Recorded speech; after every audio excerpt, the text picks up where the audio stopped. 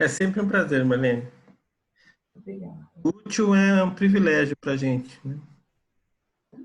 Bem, hoje a aula é um tema que tenho certeza que vocês têm bastante interesse, porque eu tinha e eu sei que uma das coisas que faz a gente fazer o curso é entender isso, a reencarnação. O tema da aula de hoje é reencarnação.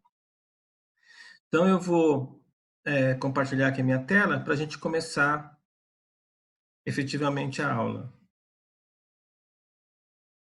Então tá aqui. Esse é o nosso tema da aula de hoje.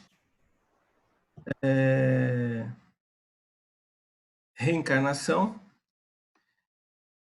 Só não bate aqui, né? Aqui é de eu devia ter editado isso aqui, mas faz de conta que vocês não estão vendo, é outra turma. Estou aproveitando a aula, a mesma aula, né? Luiz, Oi, Só um minuto. É, todos os alunos estão aparecendo ao vivo no YouTube, é isso? deixa eu ver. É que nós não pedimos autorização para eles, e aí eu não sei se tem Ah, algum não tá problema. público. O link não é público, tá? Então, tá bom. O link é privado. Tá bom, obrigada. Só consegue ver se a gente passar o link para alguém, né? Eu passei para você só se você quisesse passar para algum aluno que não conseguiu entrar no, no Zoom. Às vezes Tá certo, bom. Obrigada. nada. Então tá, vamos lá. Então, todo mundo já ouviu falar em reencarnação, porque isso é tema de filme, é tema de revistas, é tema de livros. Então, todo mundo quer entender como isso funciona, porquê das coisas. Para quem não lembra, então, só para ilustrar, esse aqui é a capa do filme O Nosso Lar, né? Passou no cinema. Esse aqui é a capa de outro filme, né? Não sei se alguém lembra desse filme, Avatar. É, aqui é a capa de um livro do Jim Tucker, que é um cientista que investiga a reencarnação em crianças. E aqui é um artigo da Veja, né, um dos seus números aí. Então, a gente tem um monte de perguntas, muitas perguntas sobre reencarnação. Vou colocar algumas. O que é a reencarnação?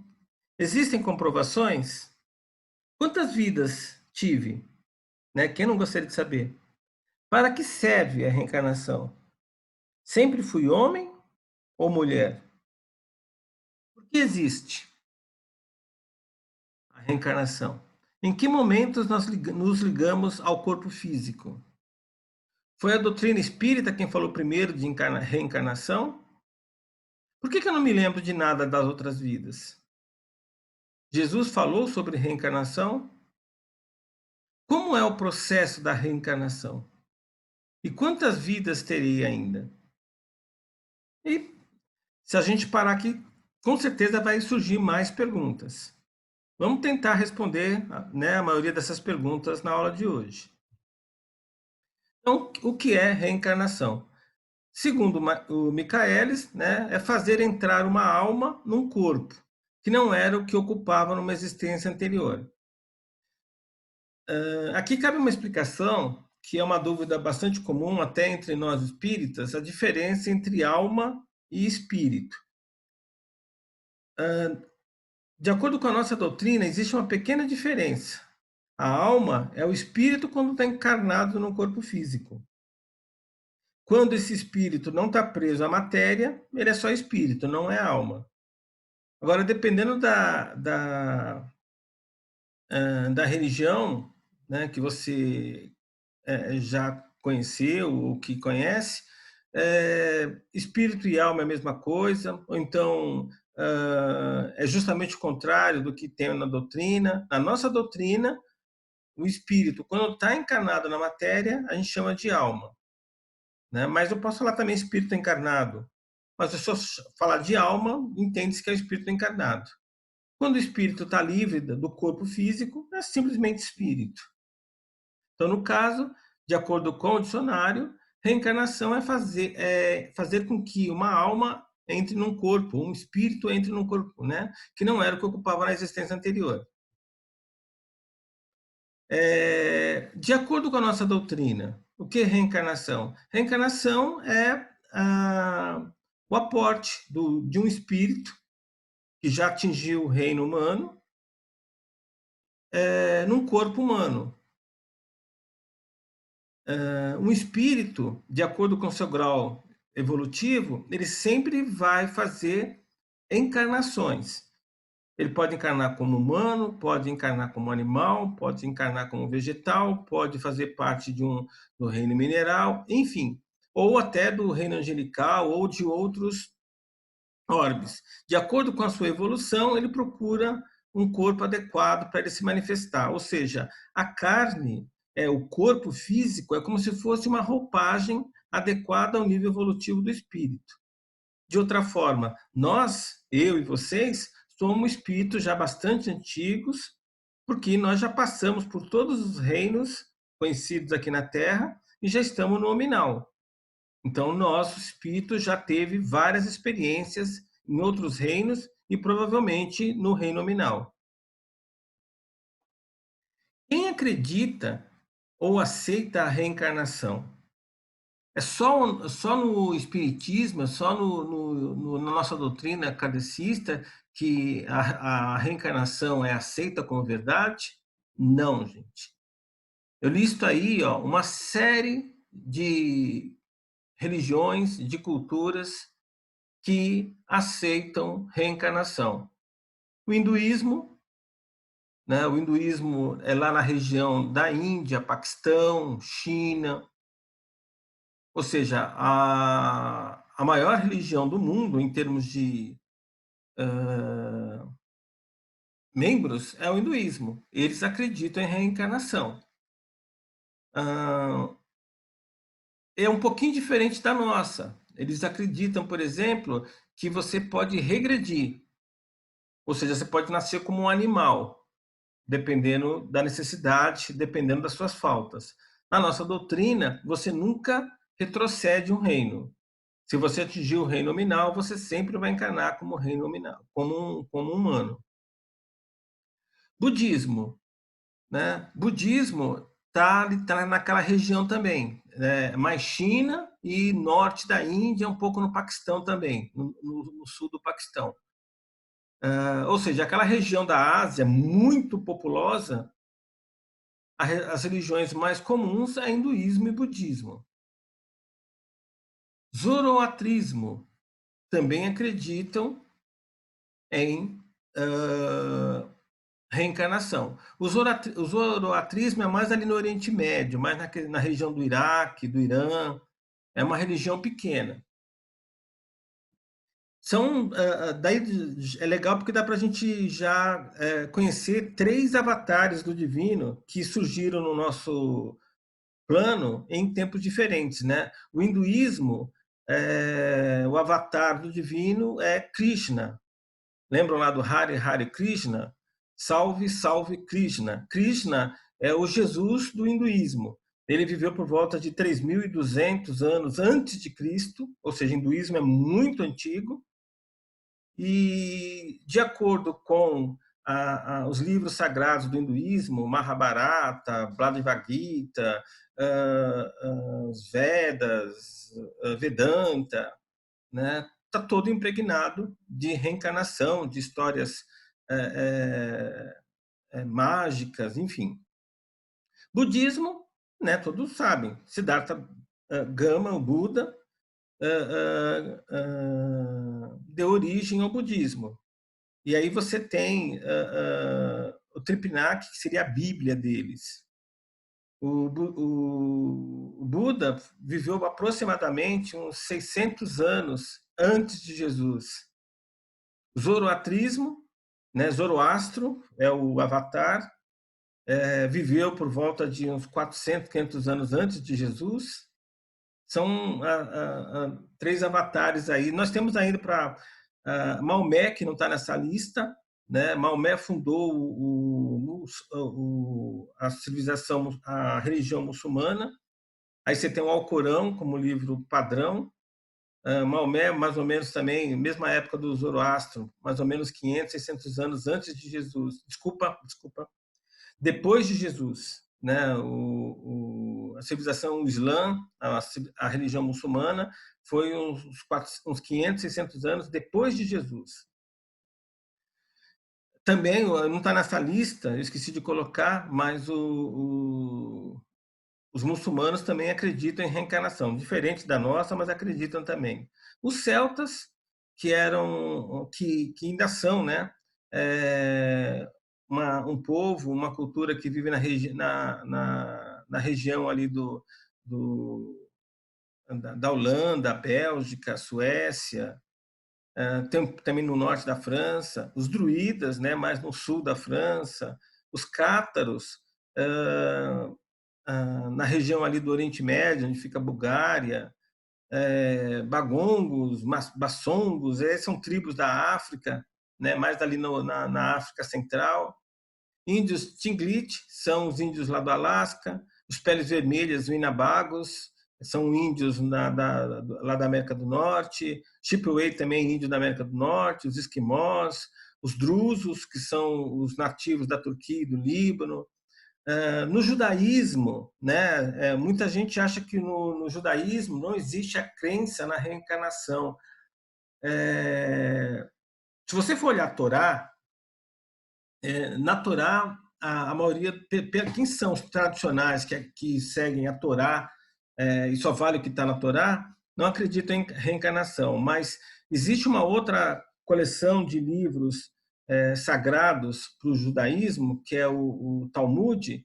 No Talmud, que são comentários, reflexões, poemas, muitos deles baseados na Cabala, que é uma ciência judaica, e baseados também nos livros do Antigo Testamento, na Torá, o Talmud fala de reencarnação. Então, os judeus que usam o Talmud acreditam também em reencarnação. Na Umbanda, né, a nossa Umbanda, a religião nossa, também acredita em reencarnação. Ou seja, a reencarnação não é uma invenção do espiritismo. Eu falei aí, por exemplo, no caso do hinduísmo, do budismo, 3.000 anos antes de Cristo, 1.000 anos antes de Cristo. São coisas muito antigas, né? E a gente comentou aí povos da América do Norte, América do Sul, Europa, África, Ásia. Ou seja, esse conceito de reencarnação está distribuído por todo o planeta, por diferentes povos, diferentes culturas, diferentes religiões. Aí, por que que no cristianismo, mais especificamente na Igreja Católica, eles não aceitam ou não reconhecem a reencarnação como fato? Porque houve uma cisão, né, no século V depois de Cristo, e onde todos aqueles que acreditavam, né, os bispos e padres que acreditavam na reencarnação, que né, nessa época teve um concílio justamente para definir se a Igreja Católica ia ou não colocar como dogma a reencarnação. Houve, né, patrocinado pelo rei e por uma rainha, houve todo um conluio para que as pessoas, os bispos que acreditavam na reencarnação, não conseguissem participar do concílio. Então, só participou do concílio, dessa reunião, no século V, aqueles que acreditavam em reencarnação, que não acreditavam em reencarnação. Então, eles baixaram um édipo e, a partir desse século V depois de Cristo, a Igreja Católica passou a não aceitar a reencarnação como fato. Fato também é que, até hoje, essa determinação da Igreja Católica não foi assinada por Papa nenhum. Olha que interessante, eu não sabia disso. O Papa da época não assinou e os papas posteriores também não assinaram. Mas, oficialmente, a Igreja Católica não aceita a reencarnação como fato. História da reencarnação. Tem aqui, eu extraí alguns textos de alguns livros antigos, de algumas culturas, que já falam sobre reencarnação. Essa aqui é de 1320 a.C., ou seja, antes de Moisés. Moisés viveu ali na região do Egito como um príncipe, depois patrocinou o Êxodo por volta de 1450 a.C.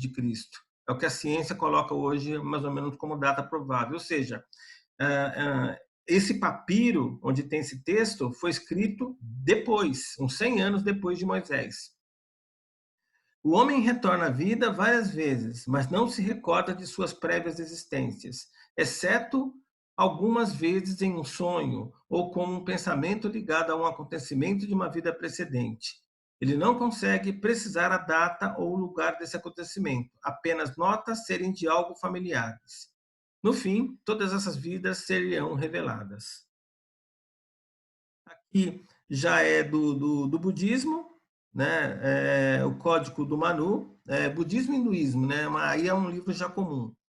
Após a morte, as almas dos homens que cometeram más ações tomam um corpo para a formação do qual concorrem os 5 elementos sutis e que é destinado a ser submetido às torturas das zonas inferiores.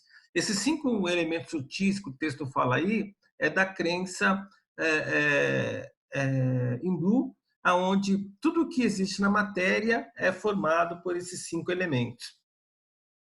Quando as almas revestidas desse corpo sofreram as penas purificadoras, penetram nos elementos grosseiros, aos quais se unem para retomar novo corpo, voltando ao mundo e concluir sua evolução. Mas aqui agora é Sócrates, né?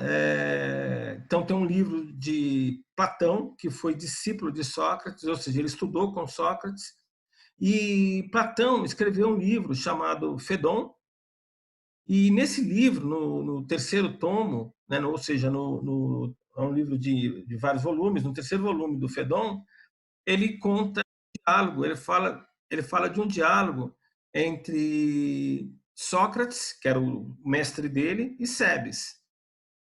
Então, efetivamente, Cebes, é o Sócrates falando com Cebes.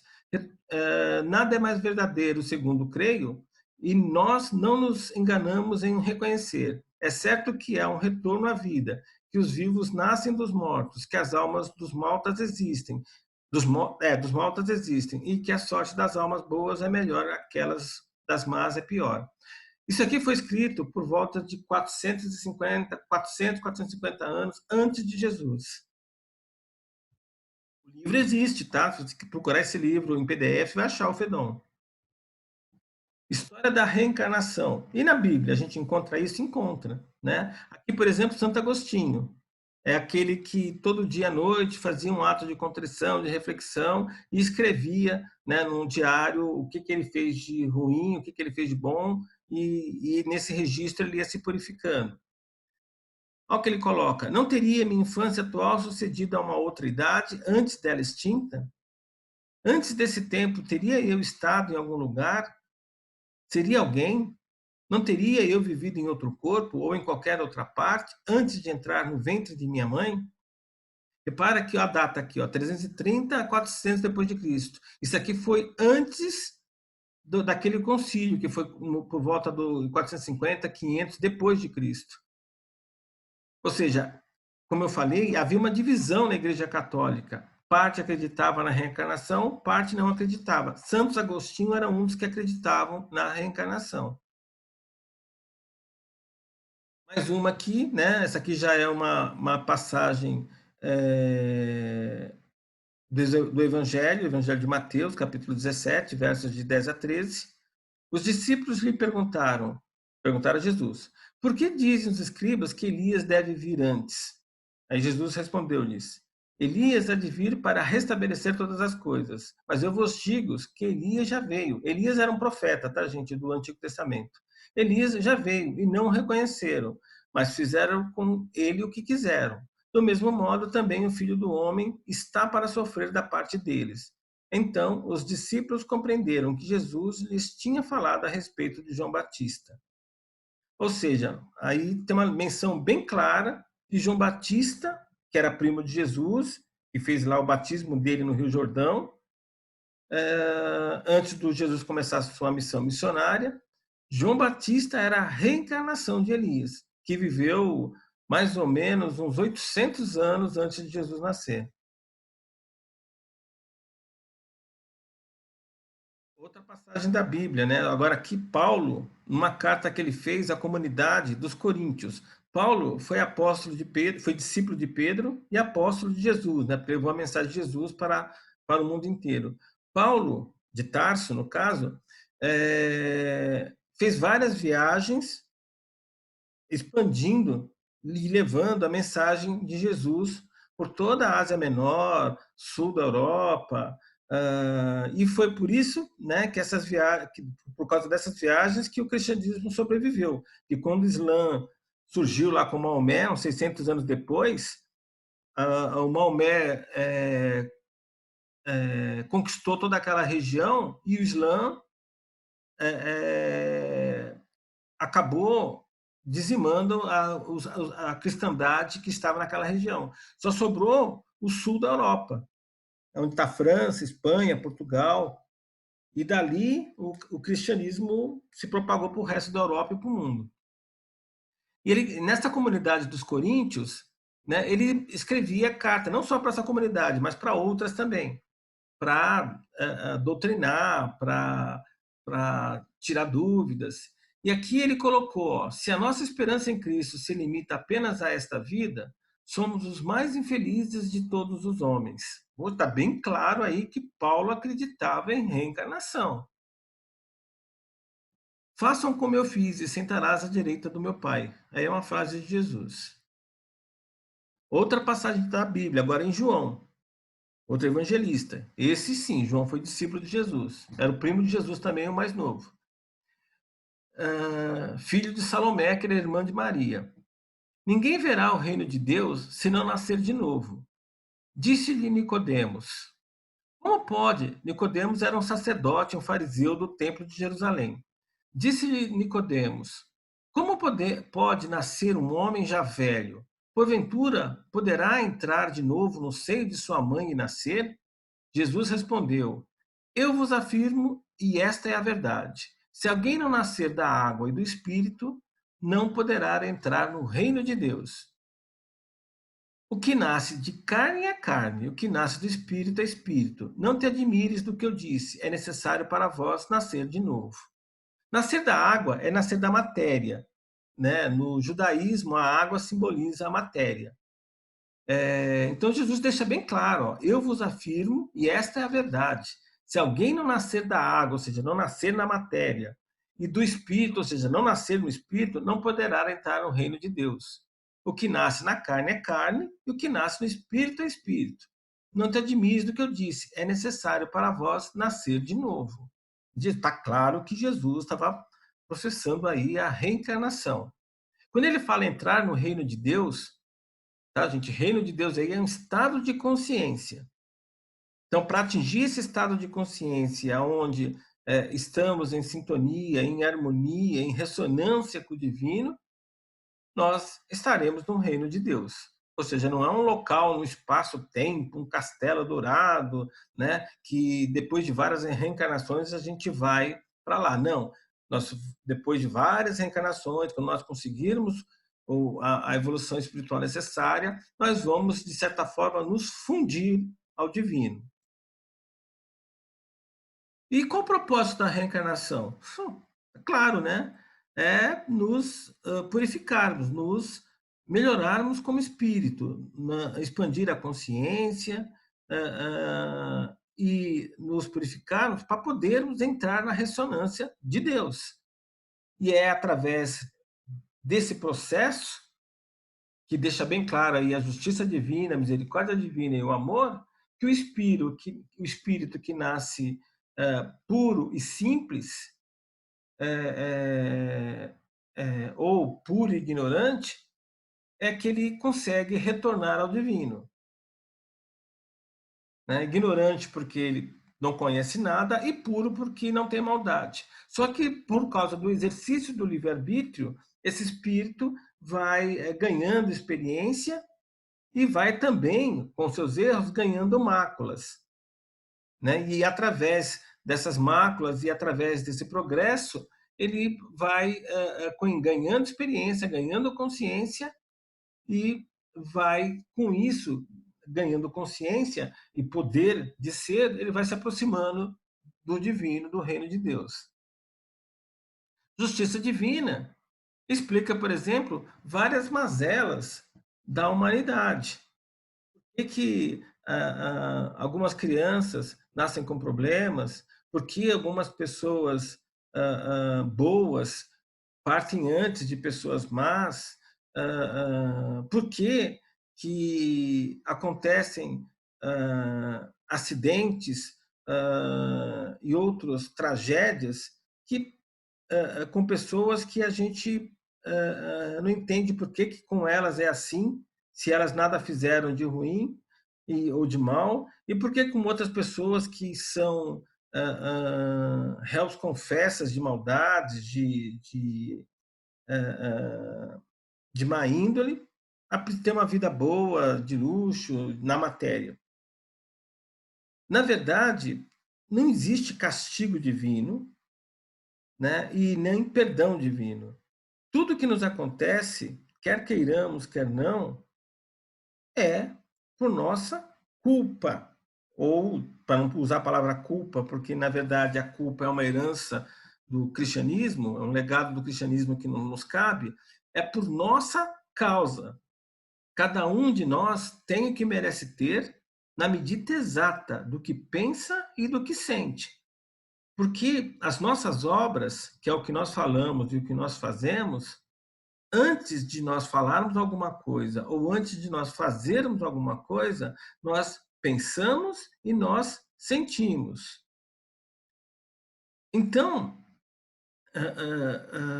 quando nós pensamos e sentimos bem, nós produzimos obras boas. E quando nós não estamos sentindo bem ou pensando errado, nós produzimos obras não tão boas. Podemos falar o que não devemos e podemos fazer coisas não tão boas. E são essas ações, esses atos, e são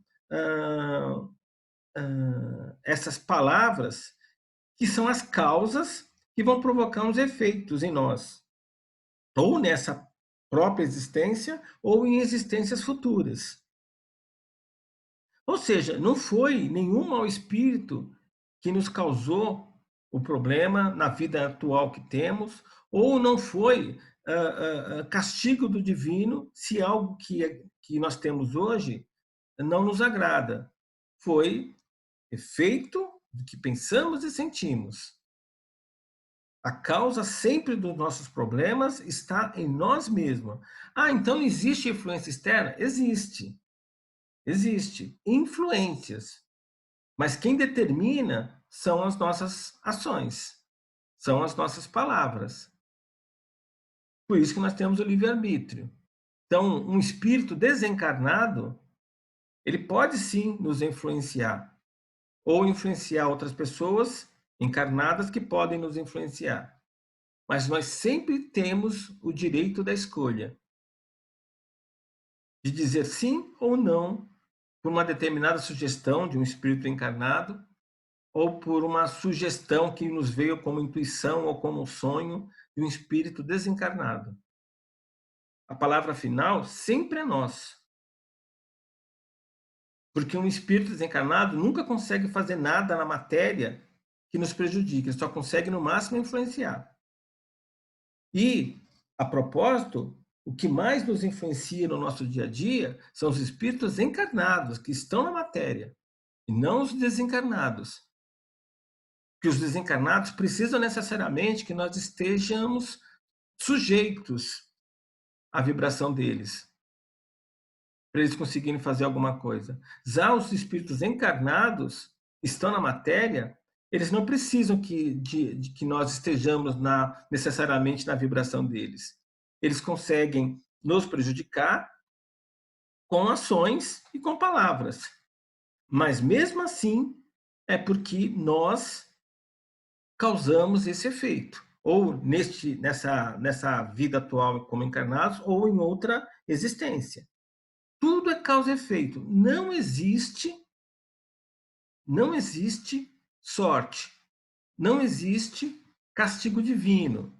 Não existe o acaso. É causa e efeito, tudo. A lei da ação e reação é um caso específico da causa e efeito. Porque a causa e efeito é uma lei genérica, serve para tudo. A lei de ação e reação não sempre vale para tudo. Porque às vezes uma ação não tem uma reação, a ação gera outra ação. Então, o melhor a pensar aí é causa e efeito, porque existe realmente uma determinante aí. Uma outra coisa que tem que ficar clara é que algumas pessoas, eu já vi algumas pessoas dizendo isso, ou pensando isso, que uma pessoa que é doente ou que tem problema, é que ela foi uma pessoa má em outra vida. Não necessariamente. Não necessariamente. Às vezes, uma pessoa que tem algum problema de saúde, algum problema físico, ela passa por aquela experiência porque ela precisa daquela experiência para a evolução do seu espírito. E não porque ela fez algo de medonho em outra existência. É causa e efeito. A justiça divina está aí. O divino, nosso Pai, ele não pode simplesmente perdoar ou castigar ninguém. Primeiro, ele não pode castigar, porque se ele castigar alguém, ele vai estar sendo injusto com outro. Porque os espíritos nascem em locais diferentes, em culturas diferentes, em tempos diferentes, têm idades espirituais diferentes. Então fica muito difícil você definir um castigo sem cometer injustiças. Perdoar também não faz sentido para o divino. Porque para ele perdoar alguém, ele teria que sofrer um dano, ele teria que ser atingido. Nós sim precisamos perdoar, aprender a perdoar. Porque nós nos ofendemos, nos magoamos, nos irritamos com ações de outros espíritos. O divino é muita pretensão nossa, achar que o divino possa ficar ofendido, magoado, raivoso, porque nós fizemos algo de errado ou deixamos de fazer algo de certo. Então, como o divino não se ofende, não se magoa, não se irrita, ele não precisa perdoar. Jesus colocou isso, né? Nós já estamos perdoados. No momento que nós percebemos o nosso erro, já estamos perdoados. Porque nós é que precisamos, nós é que nos perdoamos. Agora, na questão do castigo, também não tem. Não existe isso de castigo. Na verdade, o que existe são as leis divinas. A principal delas é a lei do amor, mas tem a lei da causa e efeito. As leis estão postas. Se você se alinha com as leis divinas, você se dá bem como espírito. Se você não se alinha, você vai pagar o preço de não se alinhar. É como você pegar um objeto qualquer e soltar. Ele vai cair, porque existe uma lei aí que vai fazer com que ele caia. As leis divinas, né, elas se aplicam o tempo todo. O nosso Pai, o nosso Deus único, ele não é um relojoeiro cego que criou o universo e criou as leis que regem a matéria nesse universo e ficou lá, fica só observando o que está rolando. Não, é um Deus vivo. Ele cria o universo o tempo todo, porque tudo que existe é manifestação dele, provém dele. Não é ele, mas provém dele. Ele é o hálito, né? O universo é o hálito do divino. Então, nesse caso, é, nesse caso, não faz sentido nós pensarmos que o divino possa causar algum dano por uma manifestação dele próprio. O divino se manifesta, e essa manifestação do divino é que forma o universo. E essa manifestação tem leis. E o divino, como um ente vivo, uma potência viva, ele cria, né? A criação é um processo. Ele não criou o universo e ficou quieto. Ele não é um relojoeiro cego, ele criou e continua criando. As galáxias continuam surgindo, as estrelas continuam existindo, sendo criadas, os planetas também, o tempo todo. Da mesma forma, a vida. A vida é uma manifestação do divino, e o tempo todo a vida é criada. Ou seja, Deus criou o universo e continua criando. E Deus se manifesta nesse universo através de suas leis, que existem desde os princípios do tempo. Se Deus modificasse uma lei qualquer dele, por causa de uma manifestação sua, viva, por causa de um ser humano, ele estaria sendo injusto. A lei valeu até aquele instante. Aí, por causa de um ser humano, por causa de um grupo de seres, ele muda a lei. Não, não pode. A lei é lei. A lei divina não é igual à lei humana. A lei divina é perfeita. Então, a justiça divina é perfeita.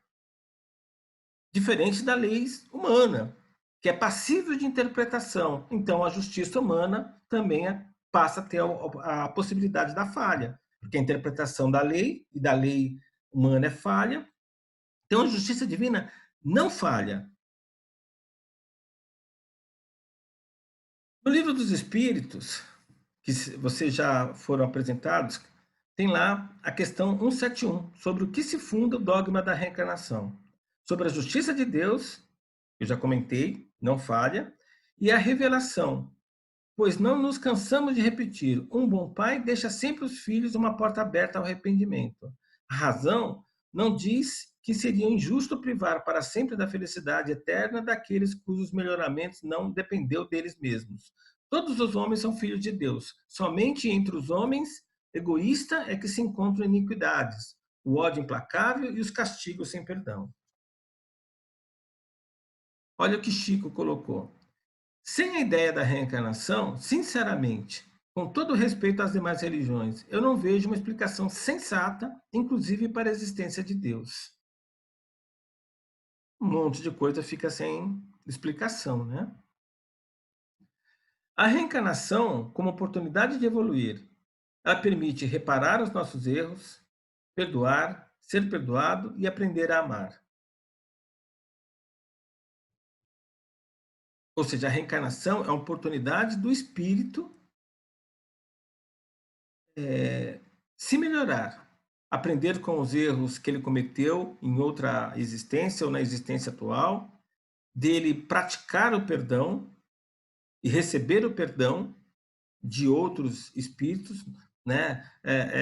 Hoje, a maioria dos espíritos também está na nossa doutrina, coloca que nós evoluímos em grupos de espíritos e aprender a amar, a praticar o amor. Por que não lembramos? Bem, Chico, Emmanuel, né, através de Chico, responde.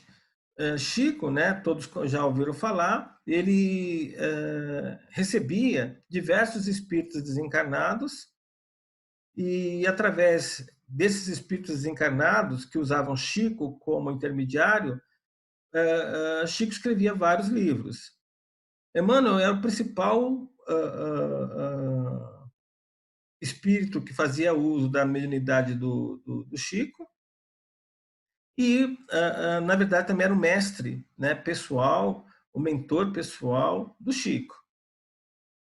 Nós não lembramos das vidas passadas, e nisso está a sabedoria de Deus. Se lembrássemos do mal que fizemos, ou dos sofrimentos que passamos, dos inimigos que nos prejudicaram, ou daqueles a quem prejudicamos, não teríamos condições de viver entre eles atualmente.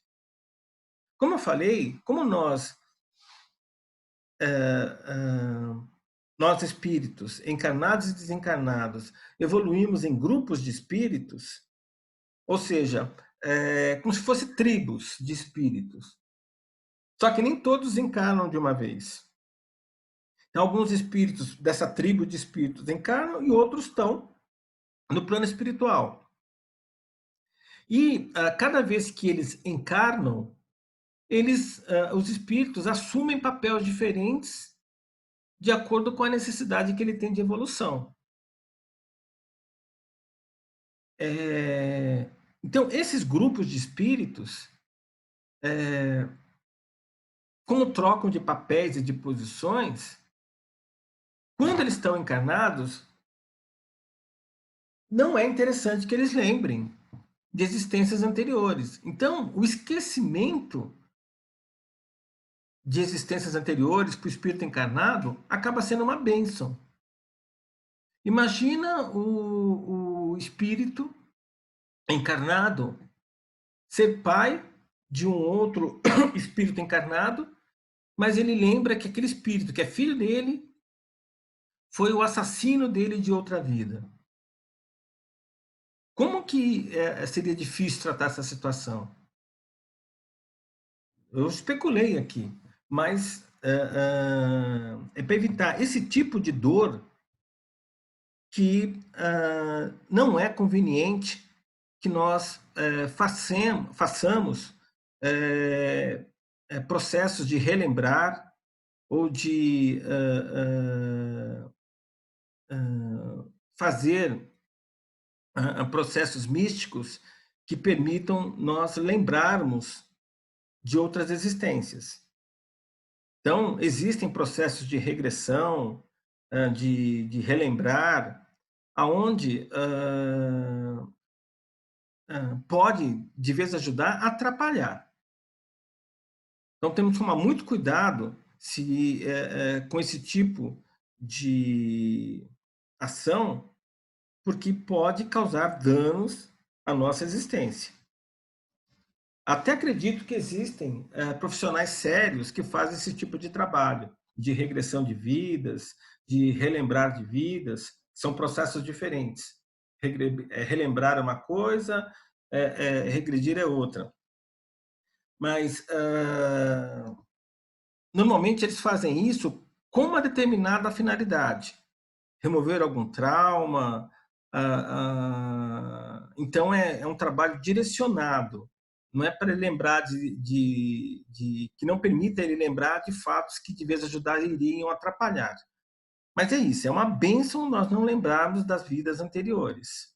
Agora, quando nós desencarnamos e depois que nós passamos do período de adaptação, porque existe esse período depois do desencarne até o espírito perceber que fez a passagem, atingir o seu plano no astral compatível com o nível de evolução dele, ou até plano mental, espíritos mais evoluídos, até ele chegar lá, no plano que ele tem, por mérito, ficar de acordo com o seu nível de evolução, ele passa por diversas fases. E para ele encarnar, ele precisa ter todo um preparo para isso. Mas ele lembra de todas as existências. Não imediatamente, como eu falei, a ideia que se tem hoje é quando acontece o evento da morte física, o espírito, quanto mais evoluído ele for, mais rápido ele chega ao plano de existência espiritual que ele tem direito a ficar pelo seu nível de evolução. A maioria dos espíritos demanda um certo tempo para chegar ao plano astral que ele merece estar. Porque como ele está muito vinculado ainda à matéria, é pouco evoluído, ele acaba demorando para chegar, porque tem os processos de relembrar. Mas quando ele chega, ele lembra. E aí ele vai se preparar para uma nova existência. E essa nova existência, né, esses intervalos, quanto mais evoluído o espírito, mais demora para acontecer a reencarnação, porque ele não precisa, né, ter a mesma velocidade. Quanto menos evoluído o espírito, mais rápida é a reencarnação dele. Como é o processo da reencarnação? O processo da reencarnação, na questão 344 do Livro dos Espíritos, ele nos diz: a união começa na concepção, mas não se completa no momento do nascimento. Mas não se completa senão, desculpa, no momento do nascimento. Ou seja, ele quer dizer o seguinte, que o espírito, né, ele começa a encarnar, então é um processo, ele começa a encarnar quando o óvulo, né, recebe o espermatozoide, no momento da fecundação. A primeira conexão do espírito com a matéria. E à medida que o feto vai se desenvolvendo, essa conexão do espírito desencarnado com o corpo físico vai aumentando, até que no momento do nascimento físico, essa conexão se completa e o espírito assume o corpo do corpo físico no nascimento. Então, ó, vamos repetir a resposta. A união começa na concepção, mas não se completa senão no momento do nascimento. Desde o momento da concepção, o espírito designado para tomar determinado corpo a ele se liga por um laço fluídico, que se vai encurtando cada vez mais, até o instante em que a criança vem à luz. O grito que então se escapa de seus lábios anuncia que a criança entrou para o número dos vivos e dos servos de Deus. Ou seja, no momento que a criança chora pela primeira vez, é o momento onde o espírito, né, assume a vida de encarnado de forma plena. E tá aqui a representação desse momento, né, o espermatozoide fecundando o óvulo. O momento da encarnação é seguido de perturbação semelhante ao que se verifica na desencarnação, sim, muito maior e, sobretudo, mais longa. Na morte, o espírito sai da escravidão, no nascimento, ele entra nela. Ou seja, essa questão 339 do Livro dos Espíritos está falando é que, para o espírito, é muito mais traumatizante para ele o momento da encarnação, quando ele entra na matéria, do que quando ele sai da matéria. Porque quando ele sai da matéria, ele vai para a verdadeira vida do espírito, que é fora da matéria. Quando ele está nascendo, ele está entrando na matéria, ele está se escravizando à matéria, entrando num corpo, né, que lhe vai, de certa forma, lhe podar a sua vida de espírito. Por exemplo, ele vai perder toda a consciência de vidas passadas que ele tem, toda a sabedoria que ele tem, todos os talentos que ele tem, todos os dons que ele tem, para viver aquela existência. Na verdade, a vida na matéria é um teatro, onde o espírito assume um personagem para viver uma experiência, e com essa experiência, com esse teatro da vida, com essa peça, ele amadurecer. Bem, aqui de novo eu coloco as questões para a gente ver se faltou alguma ser respondida. O que é a encarnação? Nós já sabemos, é o processo, né, que o divino usa para refinar os espíritos, para que um dia eles possam entrar em sintonia novamente com o Pai. Existem comprovações? Sim e não. A ciência oficial não fala de comprovações, né? Ela não aceita a reencarnação como fato, porque é difícil a comprovação. Agora, existem cientistas sérios, psicólogos, parapsicólogos, que estudam esse tipo de fenômeno. Tim Tucker, que tem até o livro no início da apresentação, ele é discípulo de um outro grande pesquisador chamado Ian Stevenson. Esses dois, Ian Stevenson e o Tucker, eles pesquisaram muitos casos de reencarnações, de possíveis reencarnações. Eles até evitam usar esse nome, são cientistas, né? E a pesquisa é séria, por isso que a ciência até leva ao que eles fazem. Eles viajam pelo mundo inteiro, entrevistando diversas pessoas que dizem lembrar de vidas passadas. E eles correm atrás de comprovações. Então, principalmente, esse trabalho é feito principalmente com crianças. E como crianças acabaram de fazer a passagem do mundo espiritual para o mundo material, elas têm uma facilidade maior de lembrar de existências passadas, porque elas ainda estão meio que em transe, estão com o pé em cada plano.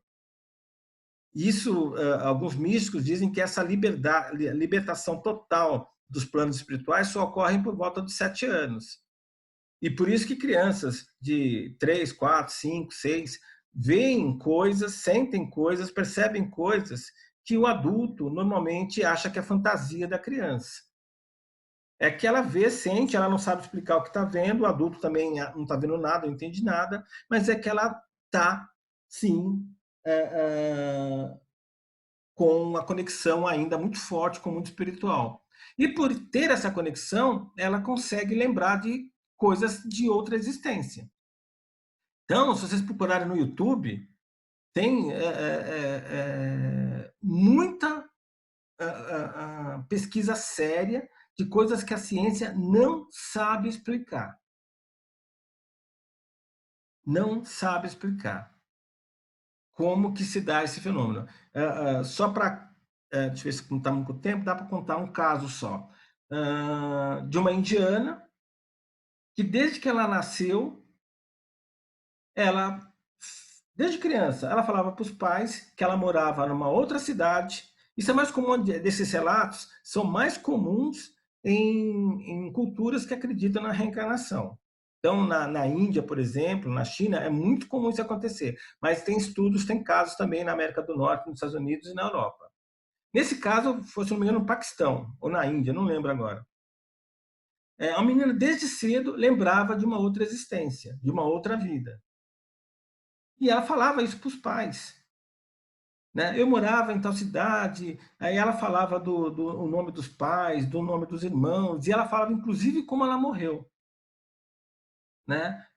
Escorregou de uma pedra, estava num lago, escorregou de uma pedra, e ao cair, bateu a cabeça. Bateu a cabeça. E morreu com isso. Bem, isso foi publicado nos jornais locais, chegou-se ao Ian Stevenson, lá nos Estados Unidos, ele foi visitar a família dessa criança, coletou todos os dados que eram possíveis e foi atrás da informação. Foi para a cidade que ela falou, procurou se existia a família que ela dizia que existia, enfim, e ele encontrou a família. E a família disse que realmente perderam uma filha com tal idade, e na circunstância que ela contou. E levaram, aí ele resolveu, Ian Stevenson, pegar a menina e levar até essa cidade. A menina, quando já era uma adolescente, né, ela chegou, né, ela reconheceu a rua, o bairro, e quando ela chegou na casa, ela reconheceu o ex-marido, reconheceu os filhos, reconheceu os pais, levou o Ian Stevenson até o local onde ela morreu. Agora, como explicar isso? A ciência não explica. Existem algumas teorias da parapsicologia, mas é teoria. Não tem essa explicação. É mais fácil, né, usar a navalha de Rocan e acreditar em reencarnação do que você ficar pensando em elucubrações mentais para explicar esse tipo de evento. Pesquisa no YouTube, tem muito vídeo, muita reportagem, principalmente no History Channel, sobre reencarnação. E fatos assim que a gente fica de boca aberta, que não tem explicação. Quantas vidas tive? Não dá para saber. Não dá para saber. Inclusive, aí a título de curiosidade, fizeram um estudo, um cálculo da população mundial, a evolução da população mundial em torno dos anos. E chegaram à conclusão que os espíritos encarnados hoje, de cada 4, pelo menos 2, existem alguns estudos que dizem até 3, estão encarnando nesse plano pela primeira vez. Olha que forte. Ou seja, de cada, vamos ser mais pessimistas, de cada 4 pessoas, 2 pessoas estão encarnando nesse plano, nesse planeta pela primeira vez. São espíritos que nunca encarnaram aqui. vieram de outros planos, de outros planetas, de outras órbitas, de outros sistemas solares, ou talvez até de outra galáxia, e encarnou aqui porque o nosso planeta está mudando para o planeta de regeneração, saindo um planeta de provas e expiações para o de regeneração. E num planeta de regeneração só pode habitar espíritos mais evoluídos. Ou seja, se isso for... E é fato, porque é meio estranho, olha só. No início do século XX, 1900, a população mundial gerava em torno de 1 bilhão de pessoas. 1 bilhão de pessoas. Já em 1950, esse número já estava em torno de 2 bilhões de pessoas. Ou seja, é como se todos os espíritos que estivessem vivos em 1900 tivessem morrido e nascido de novo para ter 2 bilhões. Já em 1975, 25 anos, já tinha 4 bilhões. No início dos anos 2000, nós já estávamos em 7 bilhões. E agora calcula-se mais de 8 bilhões. Ou seja, em menos de 120 anos, a população mundial foi de 1 bilhão para 8 bilhões. E se você pegar somar todas as populações, imaginando que a diferença entre pai para filho seja 25 anos, ou seja, de uma geração para outra seja de 25 anos, a conta não fecha. Ou seja, está faltando espírito. Se todos os espíritos que estavam vivos em 1900 encarnassem de novo, né, mais os espíritos que nasceram nesse período, daria os 2 bilhões. Mas depois, de novo, em 25, 30 anos, pular para 4, a conta já não fecha mais. Não sei se estão compreendendo, mas pensem sobre isso. Faz sentido. Bem, para que serve? Então, quantas vidas eu tive? Não dá para saber, gente. Nesse plano, nós podemos ter tido 1, 2, 10. A gente não tem como saber. Para que serve? Isso nós já vimos, para refinar o nosso espírito, para nos melhorarmos como espírito, para um dia podermos juntarmos ao nosso Pai, retornarmos ao nosso Pai. Sempre fui homem ou mulher, espírito não tem sexo. Espírito não tem sexo. Espírito assume o sexo na encarnação de acordo com a necessidade que ele tem de evolução. Porque existe a encarnação como ferramenta, como instrumento de purificação. Em que momento nos ligamos ao corpo? Na fecundação. Mas a conexão só se completa no nascimento do feto, da criança. Foi a doutrina espírita quem falou primeiro? Não, nós vimos aí, eu mostrei a hinduísmo, budismo, zoroastrismo, um monte. Por que não lembro? Também já comentamos sobre isso. Por que não lembramos as vidas passadas? É uma bênção divina. Jesus falou sobre isso? Sim. Né? Nós mostramos lá alguns ditos. Como é o processo da encarnação? Já comentamos sobre isso. Quantas vidas terei? Não sabemos. Não dá para saber. Né? Com certeza várias, ainda porque nós temos muito ainda a nos refinarmos, mas não dá para saber. E aqui está a bibliografia que foi utilizada. Né? A principal é o Livro dos Espíritos e o Evangelho segundo o Espiritismo. Bem, temos ainda um tempinho para perguntas. Ó, Marlene, viu como eu fui rápido? Eu sei que você gosta de terminar para abrir para questionamentos. Montei uma aqui, cortei alguns slides para sobrar esse tempinho. Bem, gente, ó, abram os microfones e perguntem. Aproveitem. Tiraram todas as dúvidas sobre encarnação? Algumas. Eu tenho uma dúvida. Fala, Aline. Como a gente... Eu sei que algumas coisas já foram, entre aspas, previstas muito antes sobre esse momento até de pandemia que a gente está passando agora, mas como a gente pode ter um pouco mais de certeza que esse momento é de regeneração? Ó, é assim, muitos espíritas acreditam que a pandemia é um sinal que estamos mudando para um mundo de regeneração.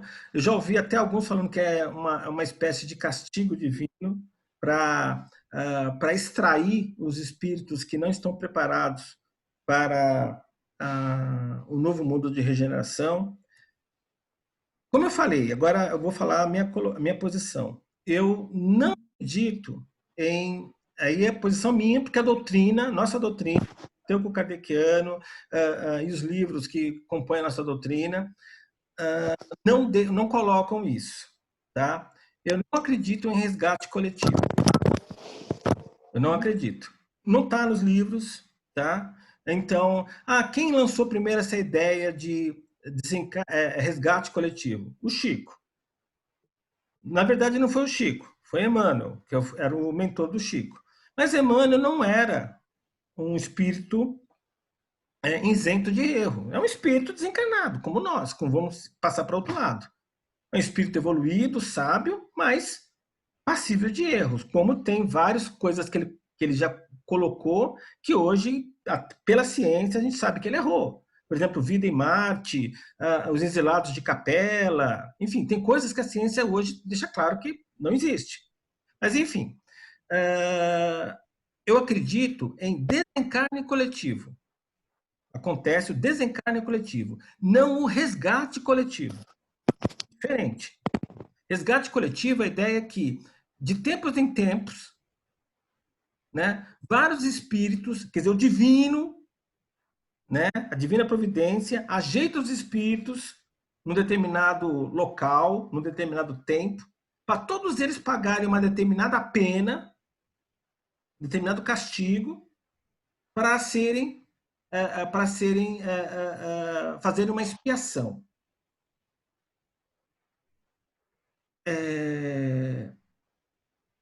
Isso poderia ser verdade? Pode, porque a gente não tem como comprovar. Mas eu não acredito nisso, porque, como eu falei, eu não acredito num Deus punitivo, num Deus vingativo. O que acontece é que, por relação de causa e efeito, aqueles espíritos estavam na hora errada e no local errado. E, como eu falei, nós somos donos do nosso destino. Temos o livre-arbítrio. Só que nós sofremos influências externas que nós não controlamos. Influência de espíritos encarnados, de espíritos desencarnados e de efeitos da natureza. E tem um escultor que eu gosto muito, que é Pietro Baldi, que explica essas flutuações energéticas que causam esses desencarnes coletivos, não resgates coletivos. E eu gosto disso, mas eu não vou entrar aqui no mérito disso. Mas o que eu acredito é que essa pandemia que está acontecendo, uma relação de causa e efeito com a consciência coletiva da humanidade. Né? Ou seja, a humanidade criou, né, a causa, e essa causa provocou esse efeito da pandemia. Isso é comprovação da regeneração? Eu não acredito nisso. É causa e efeito, a pandemia está acontecendo por pensamentos, sentimentos, fatos, ações da humanidade como um todo, não de maneira específica, porque é toda a humanidade que está sofrendo, então é genérico, mas isso não prova que estamos ligando, para mim, não prova que estamos entrando no mundo de regeneração. O que comprova a mim que estamos no mundo de regeneração, uma das coisas, essa questão de espíritos, né? O número não bate a quantidade de espíritos encarnados. O que comprova para mim é a evolução da consciência coletiva da humanidade. Hoje, por exemplo, existem respeito às liberdades, respeito às formas de pensar. Existem, lógico, que existem escravidão, ainda existe desrespeito à mulher, existe ainda os desrespeitos a minorias, existem, mas a consciência, a humanidade como ser consciente, reconhece isso como um erro. Não sei se vocês estão entendendo. Se a gente voltar no tempo, 100 anos atrás, 200 anos atrás, tinha escravo. E era uma coisa natural, ninguém criticava. Um ou outro que espírito encarnado que criticava a existência de escravos. Hoje, né, a humanidade como um todo condena, como condena a qualquer preconceito contra a minoria. Existem espíritos que ainda fazem, né, que fazem uso do preconceito, mas a humanidade como um todo evoluiu. Não sei se estou conseguindo ser claro. A humanidade evoluiu. Coisas que há 100, 200 anos atrás eram aceitáveis, hoje não é mais. Existem, por exemplo, se a gente voltar 1000 anos atrás, né, crimes de guerras aconteciam, de um exército entrar numa cidade e matar todo mundo, homens, crianças, mulheres. Mulheres estupravam antes. Hoje, eu peguei um exemplo infeliz, mas hoje isso é crime de guerra. Né? Você vê os nazistas aí, são perseguidos até hoje. Então, isso para mim comprova que nós estamos entrando no mundo da regeneração. Que esses espíritos que não respeitam liberdades, que são preconceituosos, que não coadulam com o conceito genérico da consciência coletiva, vão ser expurgados para outros orbes que estão menos evoluídos que o nosso planeta. Ou seja, só vão encarnar aqui espíritos que vão ter essa consciência, né, de fraternidade, de humanidade, sem preconceitos, de respeito à liberdade, etc. Então, eu não sei se eu consigo responder a sua pergunta. Né? Sim, respondeu. É porque, assim, eu não sei se tem a ver, porque também sou leiga no assunto, né? Mas algumas coisas na internet sobre um portal que se abriu em tal ano, que a partir disso tudo está mudando. Gente, muito cuidado, tá? Muito cuidado com livros e com vídeos na internet. Livros, porque no nosso meio espírita existe uma grande profusão de livros pseudo-psicografados. Alguém escreve um livro e fala que recebeu de um determinado espírito e coloca um nome que não é o dele. Tal espírito me passou essa mensagem. Se houver crítica, ele fala, não fui eu, foi o espírito que me trouxe isso. Aí é fácil, né? E Sim. tem uns absurdos gigantescos nisso, então tem que tomar cuidado. Outra coisa, em vídeos no YouTube tem de tudo. Então, eu tenho um critério para separar o joio do trigo, que acredito que vocês também possam utilizar. Né? Primeiro, se é uma verdade aquilo que você leu ou que você viu, isso tem que ser, se é uma verdade, é universal. Se é uma verdade universal. Então, em outros locais do planeta, em outras religiões, em outras situações, tem que ter isso também. Uhum. Porque nós espíritas não somos os donos da verdade. Entendeu? Por exemplo, a reencarnação. A reencarnação, eu aplicando esse critério, para mim fica claro que é verdade. Porque ela é verdade para nós espíritas, mas é verdadeira para os hindus, para os budistas, para os muçulmanos, para os índios lá da América do Norte, para os sacerdotes druidas, enfim, para os africanos. É uma verdade comum, é um senso comum. Agora, por exemplo, me pediram para comentar um livro, até li e parei, porque não gostei. Sexo entre espíritos no plano astral. Que tem filho, o espírito cruza contra o espírito e nasce o espíritozinho. Né? Onde tem isso? Em lugar nenhum. Em lugar nenhum. Só tem nesse livro aí. Então, para mim, está fora. Então, se é alguma coisa que alguém contou, tem que ser verdade universal. Então, eu vou ler outros autores, vou procurar outros vídeos para ter certeza que aquilo é verdadeiro. Outra coisa que eu faço, não pode contradizer a ciência. Eu li isso. Eu procuro na ciência, na história, na astronomia, se aquilo é verdadeiro. Não contradiz a ciência, eu aceito como verdade. Eu aceito como verdade. Por exemplo, um exemplo que eu vou dar, capela. A maioria dos espíritas aceita a informação que Emmanuel passou para o Chico, que houve um grande exílio de Capella. Capella é um sistema estelar que fica a 42 anos-luz do nosso planeta, e que desse sistema estelar saíram espíritos que vieram para o nosso planeta e encarnaram como homens e ajudaram a humanidade a crescer. E aí foi o período, né, que o nosso planeta passou de planeta primitivo para um planeta de provas e expiações. Só que a ciência provou, isso eu não estou falando de fato, eu não estou falando de hipótese, é prova, que o sistema de Capella não tem planetas. Nós já descobrimos, o homem já mapeou mais de 4.000 planetas até muito mais distantes que Capella, orbitando em torno de estrelas. E até hoje não se encontrou planeta. Até hoje não se encontrou nenhum planeta em Capella. E Capella não é uma estrela igual ao Sol, são 4 estrelas. Imagina um sistema solar com 4 estrelas, não uma igual ao Sol, 4. Sendo que 2 dessas estrelas são gigantescas. O Sol, nosso Sol, é pequeno próximo dessas 2 estrelas.